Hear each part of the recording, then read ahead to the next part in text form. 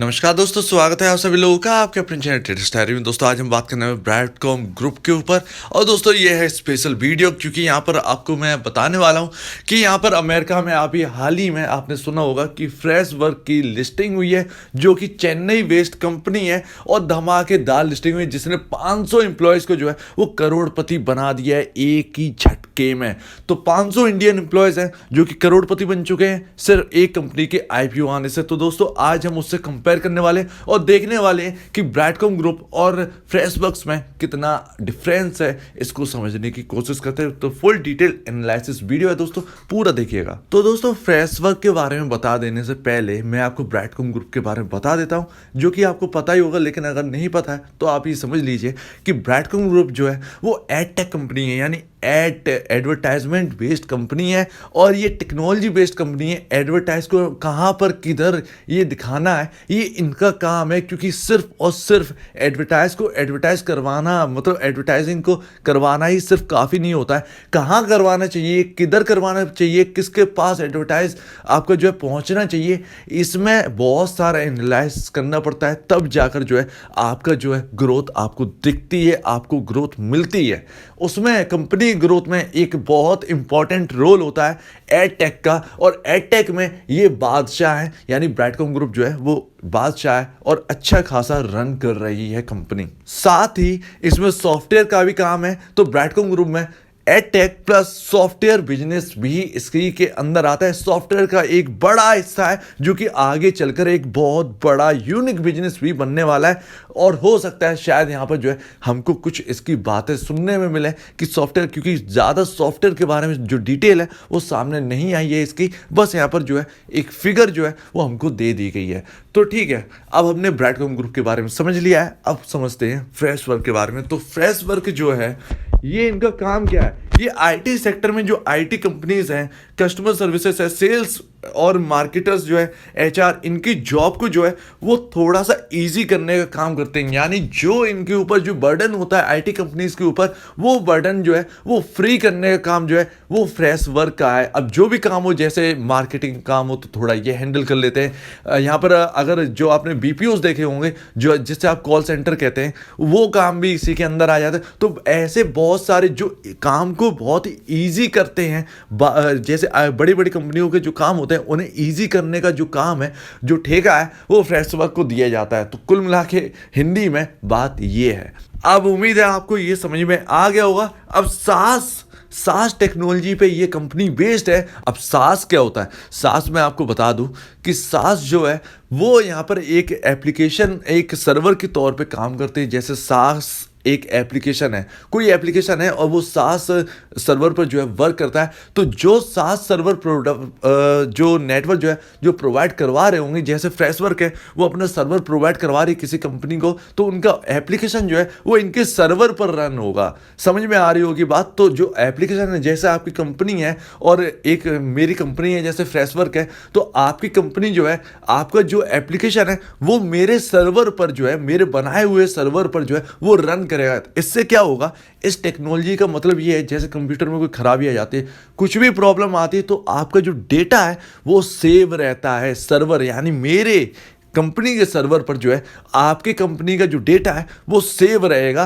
आपकी कंपनी के कंप्यूटर पे या कुछ भी प्रॉब्लम आती है तो आपकी जो है वो हेडेक खत्म हो जाएगी, ये टेंशन खत्म हो जाएगी, डेटा का क्या होगा। तो वो डेटा जो है वो यहाँ पर सेव है, इस कंपनी, मेरी कंपनी में जो है सेव है। उम्मीद है आपको मैं सही से बता पाया हूँ इसके कंपनी के जो है जो मेन वर्क जो है वो उसके बारे में। और 50,000 कंपनीज इनका जो सास नेटवर्क है वो यूज़ करती हैं। तो उम्मीद है दोस्तों अब इनका काम आपको समझ में आ होगा। एक यूनिक वर्क है, बहुत ही अच्छा वर्क है, और यहाँ पर जो है अब पीछे नहीं है ब्रैडकॉम ग्रुप, इनसे तो अलग बिल्कुल नहीं कह सकते।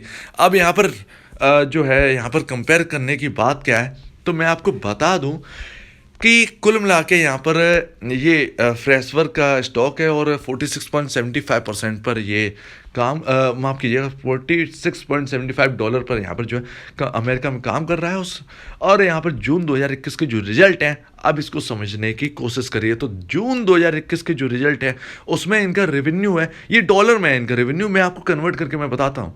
तो डॉलर में जो रेवेन्यू है तो इनका जो है नेट सेल्स जो है वो 8.83 करोड़ है, जो कि अगर इंडियन करेंसी में अगर देखें तो नेट सेल जो है 660 करोड़ रुपए के आसपास की बनती है। तो ध्यान रखिएगा 660 करोड़ रुपए की नेट सेल फ्रेश वर्क की यहाँ पर जो है जून 2021 के क्वार्टर में हुई है, जो कि 56.42% का जो है उछाल इसमें देखने को मिला है, नेट सेल में उछाल देखने को मिला है। उतना ही नेट प्रॉफिट कहें या नेट इनकम कहें उसमें गिरावट देखने को मिली है, -74.29 लाख। लमसम यहाँ पर जो है घाटा है, और 117.16% का पिछले क्वार्टर के जो कंपैरिजन पे जो है ईयर ऑन ईयर जून 2020 के कंपेयर करने पर जो है घाटा यहाँ पर हमको देखने को मिला है इस कंपनी में। तो इसकी फिगर जो है यहाँ मेरे पास कैलकुलेटर नहीं है, तो 74 लमसम यहाँ पर जो है आपका लमसम 60 से 65 करोड़ रुपए का जो है वो घाटा फ्रेश वर्क का है जून 2021 के क्वार्टर में। तो 65 करोड़ के आसपास का लॉस है सिर्फ एक क्वार्टर में। अब अगर हम इनका ईपीएस देखेंगे तो -0.1% है, जो कि 150% डाउन है ईयर ऑन ईयर कंपैरिजन। मतलब जून 2021 का मैं बात कर रहा हूँ, जून 2020 की आप समझ के चलिएगा, जब मैं ईयर ऑन ईयर बोलूँ तो जून 2020 की मैं बात कर रहा हूँ। तो जून 2020 के कंपैरिजन में -0.1% है, जबकि नेट प्रॉफिट मार्जिन जो है वो -8.41% है ईयर ऑन ईयर कंपेयर करने पर। ऑपरेटिंग इनकम माइनस, सब कुछ माइनस है, सिर्फ रेवेन्यू में उछाल देखने को मिला है।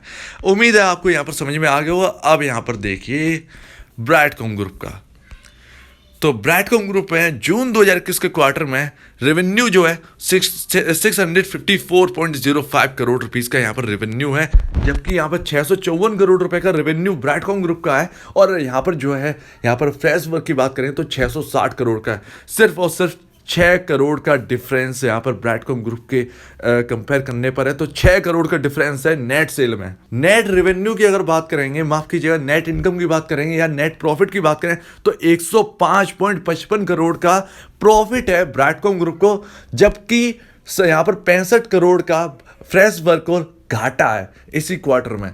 तो आप समझ सकते हैं कि कितना डिफरेंस है फ्रेश वर्क और ब्रैडकॉम ग्रुप में प्रॉफिटेबिलिटी में। और यहाँ पर ह्यूज यहाँ पर जो है वो डिफरेंस हमको दिखता है मार्केट कैप में। फ्रेश वर्क जो है वो 1 लाख करोड़ की कंपनी अमेरिका में है। इतना तो मैं दावे के साथ कह सकता हूं कि अगर ब्रैडकॉम ग्रुप अमेरिका में लिस्ट होती तो इस वक्त 3 से 4 लाख करोड़ का मार्केट कैप, क्योंकि ये प्रॉफिटेबल है, क्योंकि इनका काम बहुत अच्छा है, क्योंकि इनके पास बहुत सारी सब्सिडीज हैं। तो इन सबको देखते हुए आराम से 3 से 4 लाख करोड़ का जो मार्केट कैप है वो यहाँ पर ब्रैडकॉम ग्रुप को अमेरिका में जरूर मिल जाता है, जो कि इंडिया में अभी नहीं मिल रहा है और उसमें टाइम भी लगेगा। अब यहाँ पर जो है आप ईपीएस देखिए, यहाँ पर ब्रैडकॉम ग्रुप का जो ईपीएस है वो 12.5% डाउन है, जबकि फ्रेश वर्क का जो है वो 150% डाउन है। और यहाँ पर ईपीएस अभी भी 1.4% यानी 1.40% प्लस में ब्रैडकॉम ग्रुप का ईपीएस है। नेट प्रॉफिट 16.14% का यहाँ पर है और 1.83% का उछाल है, जबकि यहाँ पर जो है हर चीज में ब्रैडकॉम ग्रुप के उछाल ही हमको दिख रही है। तो उम्मीद है आपको इन दोनों के कंपैरिजन बहुत ही अच्छा लगा होगा। काम थोड़ा सा अलग है, लेकिन ब्रैडकॉम ग्रुप में ये मैं इसलिए दिखा रहा हूँ फ्रेश वर्क से कंपेयर करने पर, क्योंकि सॉफ्टवेयर बिजनेस जो है वो ब्रैडकॉम ग्रुप के अंदर भी है।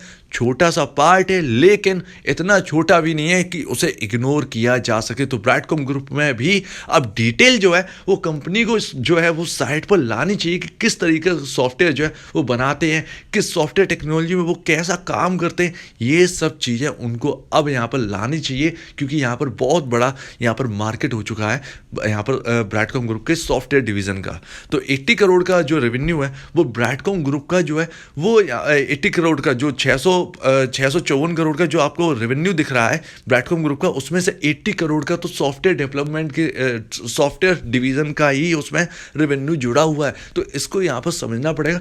ठीक है, डिटेल जो है आने दीजिए, आएंगे उसको समझेंगे तब देखते हैं कि क्या होता है। लेकिन कुल मिला के कंपेरिजन में इतना तो समझ में आ गया कि ब्रैडकॉम ग्रुप में जो है वो अभी ह्यूज अपॉर्चुनिटी है, और यहाँ पर जो है ये अपॉर्चुनिटी हमको मिलेगी, और यहाँ पर शायद जो है वो वैल्यूएशन में जो गैप हमको दिख रहा है वो इजीली यहाँ पर कवर होता हुआ नजर भी आएगा। थोड़ी सी यहाँ पर जो है पेशेंस रखिए, मिलेगा यहाँ पर जरूर आपको मिलेगा। जब आपके शंकर शर्मा जी है जो है वो इंटरव्यू में कह चुके कि एडटेक जो है वो अगला जो है वो एक सेक्टर बनने वाला है, तो इससे बड़ी बात और नहीं हो सकती है।